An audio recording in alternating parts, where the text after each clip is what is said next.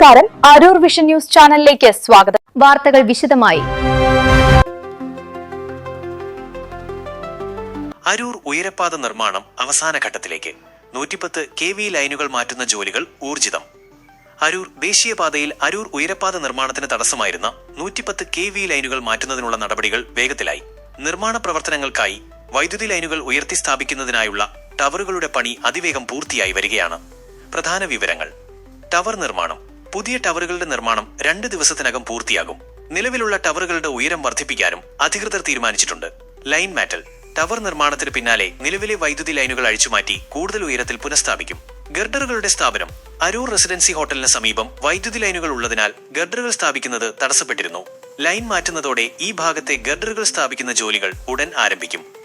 ജൂലൈയിൽ ഗതാഗതത്തിന് തുറന്നുകൊടുക്കും.